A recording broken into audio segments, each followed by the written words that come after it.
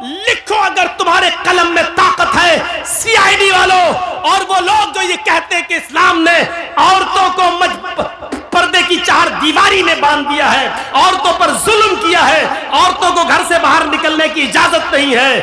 آپ دیکھ رہے ہیں ہندو دھرم کے اندر کیا ہے، برہما جی نے اپنے منہ سے برہمن کو پیدا کیا، ہاتھوں سے چھتری کو پیدا کیا، ران سے ویش کو پیدا کیا اور پیروں سے شودر کو پیدا کیا۔ شودر ہریجن پیروں سے پیدا ہے برہما جی کے۔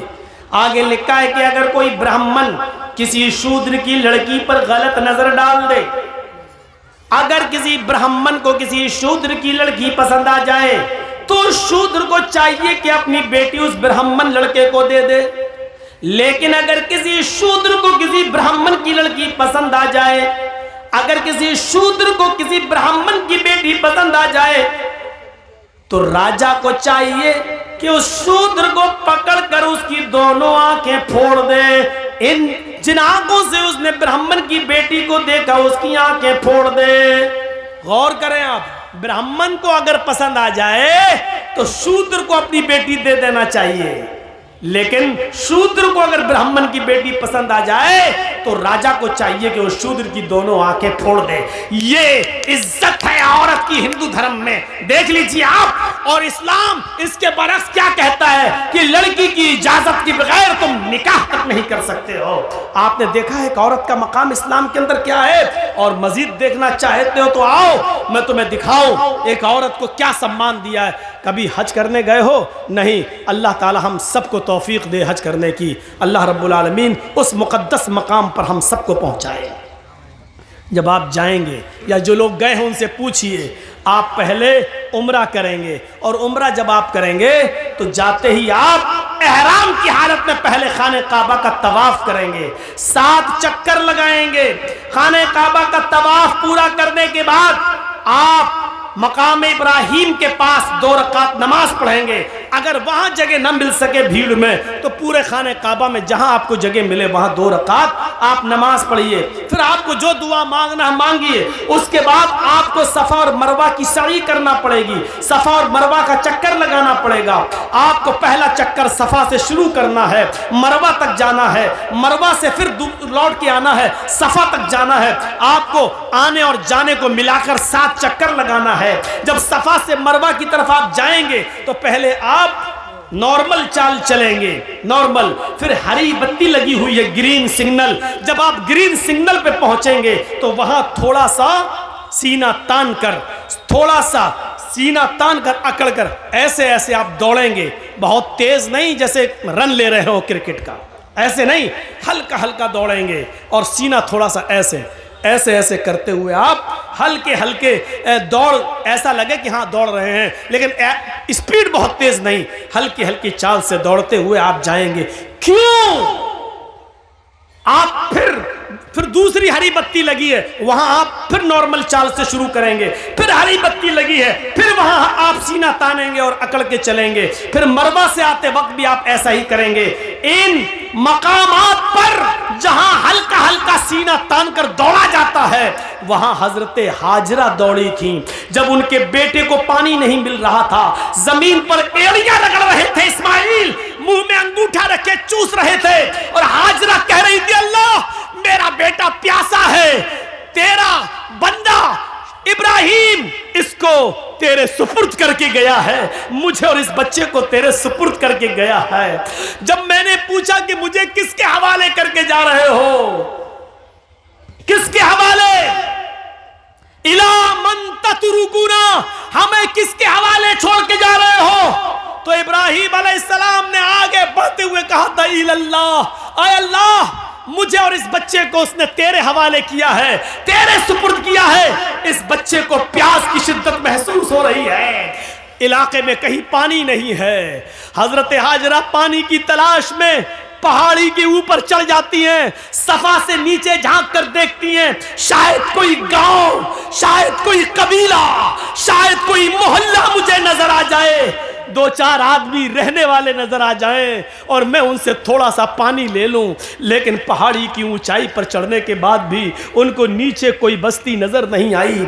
सफा से चक्कर लगाती हैं, नॉर्मल चाल चलती हैं, फिर थोड़ी दूर सीना तान कर चलती हैं, दौड़ती हैं, फिर रुकती हैं, फिर नॉर्मल चाल चलती हैं, फिर दौड़ती हैं और मरवा पे पहुंच जाती हैं। मरवा की पहाड़ी से नीचे झांक कर देखते हैं कि कोई बस्ती मिल जाए, कोई मोहल्ला मिल जाए, कोई गांव मिल जाए जहां मैं थोड़ा सा पानी लेकर अपने बच्चे को पिला सकूं।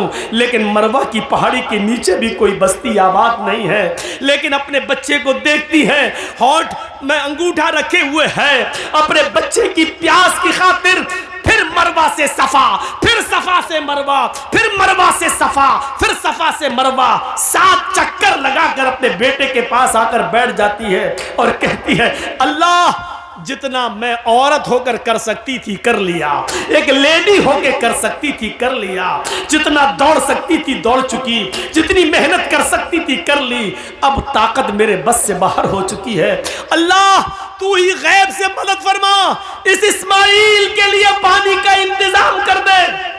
अल्लाह इसको मेरा शौहर मुझे और इस बच्चे को तेरे हवाले करके गया है। अल्लाह ने कहा, जिब्रील क्या देखते हो, मेरी बंदी ने मुझे पुकारा है और मेरा बंदा इब्राहिम मेरे हवाले करके गया है, मेरे भरोसे पर छोड़ कर गया है और मेरे ही रास्ते में गया है। जाओ जहां इस्माइल पैरों की एड़ियां रगड़ रहे, तुम अपना पर वहीं पर मारो। जिब्रील अमीन आसमान से नीचे उतरते हैं और जहां इस्माइल एड़ियां रगड़ रहे थे वहीं पर मारते हैं और पानी का चश्मा जारी हो जाता है, पानी बहने लगता है। हाजरा उस पानी को देखकर खुश हो जाती हैं और उसको मुंडेर बांधने लगती है। पानी इधर उधर बहने लगा, वो सोच रही थी कि पानी कहीं ख़त्म ना हो जाए, इसलिए समेटने लगी। कितना समेटेंगी, पानी का चश्मा निकल रहा है, पानी इधर उधर ऐसे समेट रही हैं और अब अबरानी ज़बान में कह रही हैं, जम जम। ये अरबी का जुमला नहीं है, जम जम। जम जम जम का मतलब होता रुक रुक, ठहर ठहर, कहां जा रहा, रुक, जम जम, बार बार कह रही जम जम, यानी रुक रुक, जम जम, ठहर ठहर, ये बार बार कह रही हैं। लेकिन पानी कहां ठहरने वाला है, वो समेटती हैं, पानी बह जाता है। हजरत हाजरा मिट्टी से एक मुंडेर बांध देती हैं ताकि पानी इधर उधर न जाए, इसी में जमा हो जाए। मेरे भाइयों, अल्लाह के नबी ने फरमाया, अल्लाह हाजरा पर रहम फरमाए। अगर हाजरा ने उस पानी की बाउंडेशन न की होती, हाजरा ने उस पानी की मुंडेर न बांधी होती, हाजरा ने उस पानी को रोका ना होता, तो अल्लाह उस पानी को सारी दुनिया में पहुंचा देता। और जो चीज़ आम हो जाए फिर उसकी कदर नहीं होती। देख रहे हो ना, गंगा का पानी हर जगह बहता फिरता, कोई कदर है? जो चाहता उसमें लेट्रिन कर देता, जो चाहता पेशाब कर देता है, जो चाहता उसमें पायखाना कर रहा है, जो चाहता उसमें गंदगी फेंक रहा। बार बार योगी और मोदी सरकारों को लोग ललकार रहे हैं, तुम तो कह रहे थे हम गंगा की सफाई करेंगे, आज तक गंगा की सफाई नहीं हुई है। सरकारें कटघरे में खड़ी है, गंगा की सफाई नहीं हो पा रही है। अब इस पानी की कोई कदर नहीं, क्योंकि जो चीज़ आम हो जाती है उसकी कोई कदर नहीं होती है। आज जमजम की कदर इसलिए है क्योंकि वो आम नहीं हुआ है। हजरत हाजरा ने उसकी मुंडेर बांधी। अब आपको जो बताना चाहता हूँ वो ये, हाजरा सफ़ा से मरवा तक जा रही हैं, कहीं कहीं सीना तान के जा रही हैं और दौड़ती हुई जा रही हैं।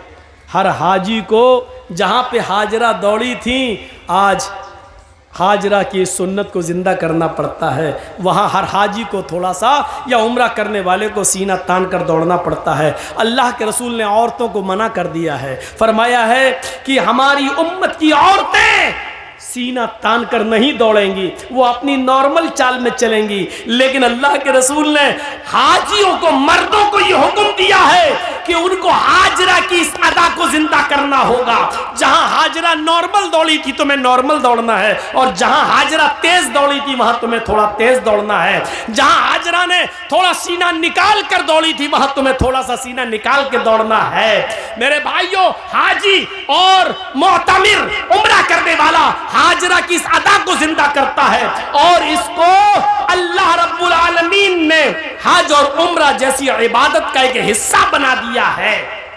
जहां हाजरा के पैर दौड़ रहे हैं वहीं हाजी का पैर, और इसको इबादत गौर करो।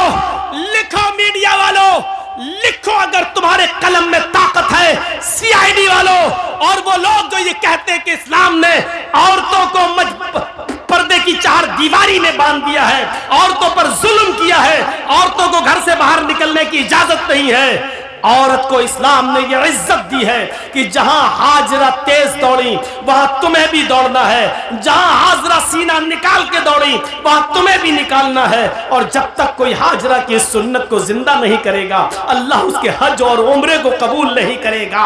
हाजरा के नक्शे पा को, हाजरा के नक्शे कदम को अल्लाह ने अपनी इबादत का एक हिस्सा बना दिया है। एक औरत के नक्शे कदम को अल्लाह ने अपनी इबादत बना दिया हो, इससे बड़ा एक औरत का मकाम क्या हो सकता है? इससे बड़ी एक औरत की इज्जत क्या हो सकती है? इससे बड़ा एक औरत का सम्मान क्या हो सकता है? कोई किसी मजहब ने औरत के पैर, औरत के हाथ, औरत के कदम को अपनी इबादत का हिस्सा नहीं बनाया है। आज भी देख लीजिए, हिंदू धर्म के अंदर बीवी की लंबी उम्र के लिए कोई रोजा और इबादत नहीं है, लेकिन आदमी की लंबी उम्र के लिए औरतों को करवा चौथ का रोजा रखना पड़ता है। यहां उल्टी गंगा बहती है। देखिए, मैं किसी मजहब पर तनकीद नहीं कर रहा हूं, हर आदमी आज़ाद है, किसी भी मजहब पर वो अमल कर रहा है। हमें जबरदस्ती किसी को अपने मजहब में शामिल नहीं करना, आजाद है वो। लेकिन मुआजना जब किया जाता है तो बताया जाता है, मेरे भाइयों, हमारे यहाँ एक मर्द अगर 2 या 3 या 4 बीवी रख ले तो बड़ा एतराज, इस्लाम ने 4 वाह, एक औरत को 4 औरतों की इजाजत है, एक मर्द को, एक औरत को 4 मर्द रखने की इजाजत क्यों नहीं है? बड़े एतराजात उठते हैं। मेरे भाइयों, हम चाहें तो लौट कर तुम्हें भी जवाब दे सकते हैं। 5 पांडव एक ही पत्नी रखते थे, द्रौपदी। 5 पांडव की एक ही पत्नी थी, द्रौपदी। 5 भाइयों ने एक ही औरत को रखा था, द्रौपदी। आप अंदाजा लगा सकते हैं, हमें वो लोग नसीहत करते हैं जो खुद शीशे के मकान में रहते हैं और हमारे पत्थर के मकान पर पत्थर, मजबूत मकान पर पत्थर मार के गिराना चाहते हैं। उनको ये नहीं मालूम कि तुम्हारा मकान शीशे का है। अगर इधर से जवाब में एक पत्थर हमने फेंक दिया है तो तुम्हारे मकान का हाल क्या होगा?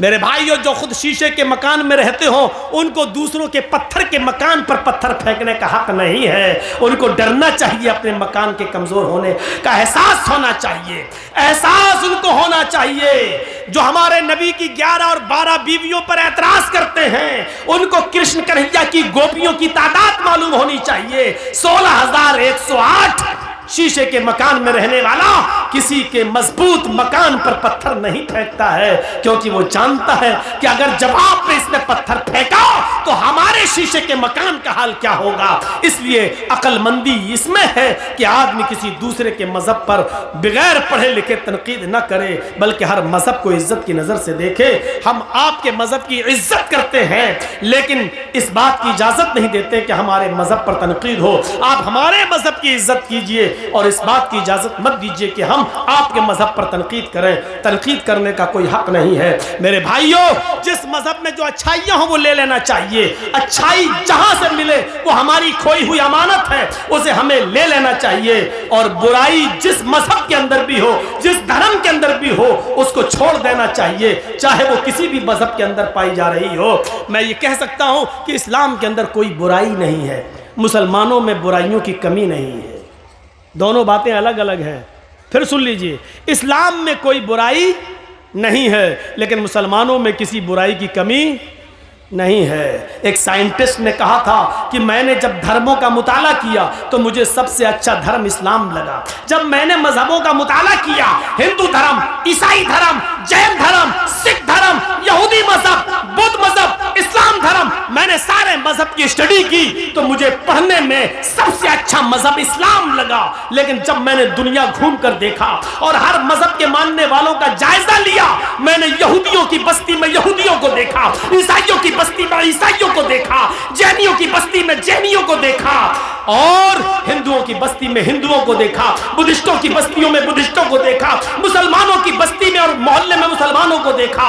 میں نے ہر بستی میں ہر مذہب کے ماننے والوں کا جائزہ لیا تو مجھے دنیا کی بگڑی ہوئی بدماش بدقماش قوموں میں سب سے زیادہ بدتر اور سب سے زیادہ نالائق قوم مسلمان نظر آئی. حقیقت کڑوی مگر حق بجانب اس نے بات کہی ہے. یہ کیا بات ہے کہ دوسروں کی برائی ہمیں سن کے بڑا مزہ آتا ہے, اگر ہمارے اندر بھی کوئی کمی ہے تو اس کو سننے کی بھی چھمتا ہمارے اندر ہونی چاہیے. ہم اس سائنٹسٹ کی تعریف کرتے ہیں کہ اس نے ہمارے مذہب کو غلط نہیں کہا. ہم اس سائنٹسٹ کی تعریف کرتے ہیں کہ قوموں کا معائنہ کرنے کے بعد سب سے زیادہ کمی اس کو اگر نظر آئی تو مسلمانوں کی نظر آئی. اس نے کیا کہا, میں نے جب دھرموں کا مطالعہ کیا تو سب سے اچھا مذہب اسلام لگا, لیکن جب ہم نے قوموں کا معائنہ کیا تو سب سے بدتر قوم مجھے مسلمان نظر آئی. اور آپ دیکھ لو 30 کروڑ 35 کروڑ مسلمان پورے بھارت میں, 4 لاکھ سے زیادہ مدرسے پورے بھارت میں, 4 لاکھ سے زیادہ پورے بھارت میں مدرسے, 50 لاکھ سے زیادہ علماء. ایک لسٹ دے رہا ہوں آپ کو, غور کیجئے. مسلمان کتنے؟ 30 سے 35 کروڑ. مدرسے کتنے پورے ہندوستان میں؟ 50 لاکھ 4.5 لاکھ, 4 سے 4.5 لاکھ. علماء کتنے؟ 50 لاکھ سے زیادہ. اتنے مدرسے, اتنے علماء, اتنی بڑی تعداد مسلمانوں کی. مسجدیں بھی میرے بھائیوں مدرسوں سے کم نہیں, 5 سے 6 لاکھ مسجدیں پورے ہندوستان کے اندر. لیکن نمازیوں کی تعداد پر آپ غور کریں گے تو صرف 2%. مسجدوں میں نماز پڑھنے والوں کی سنکھیا 2%, 100 میں صرف 2 آدمی, 2 مسلمان. غور کر رہے ہیں, 30 سے 35 کروڑ مسلمان, 4 سے 4.5 لاکھ مدرسے, 5 سے 6 لاکھ مسجدیں, 50 سے 60 لاکھ علماء. اتنی بڑی تعداد کے ہونے کے باوجود مسجدوں میں نماز پڑھنے والوں کا پرسنٹ 2%, جمعے میں 5%, عید اور بقرعید رمضان میں 10%, تھوڑا سا بڑھ جاتے ہیں. عید اور بقرعید میں یہ تعداد بڑھ کے 15 اور 20%. یہ 80% کہاں گئے؟ اور 5 وقت ہونے والی نماز میں 98% مسلمان کہاں؟ یہ محاسبہ کون کرے گا؟ یہ حساب کون کرے گا؟ تم اپنے بچوں سے ان کی پڑھائی لکھائی کا حساب نہیں کر پاتے ہو, نماز اور روزے کا حساب کیا کرو گے؟ اللہ کے رسول نے حساب کتاب بتایا تھا, جب تمہارا بچہ 7 سال کا ہو تو نماز پڑھنے کا حکم دو. نہ پڑھے کوئی بات نہیں, کبھی پڑھے گا کبھی چھوڑے گا, لیکن 10 سال کا ہو تو مار مار کے نماز پڑھنے لے جاؤ. اگر نہیں پڑھتا تو مارو. نبی نے طریقہ بتایا تھا, نماز پڑھنے کے لیے عادت ڈلوائی تھی اور 10 سال کے بعد مارنے کا حکم دیا تھا. لیکن جب باپ ہی نماز نہیں پڑھتا تو وہ اپنے بچے کو کیا مارے گا؟ ہم تصور کریں, غصہ آتا ہے. میں یہ نہیں کہوں گا کہ غصہ نہیں آنا چاہیے.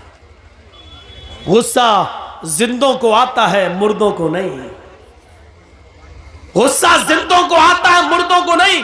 میں بالکل نہیں کہوں گا کہ تمہیں غصہ نہیں آنا چاہیے, غصہ آنا چاہیے.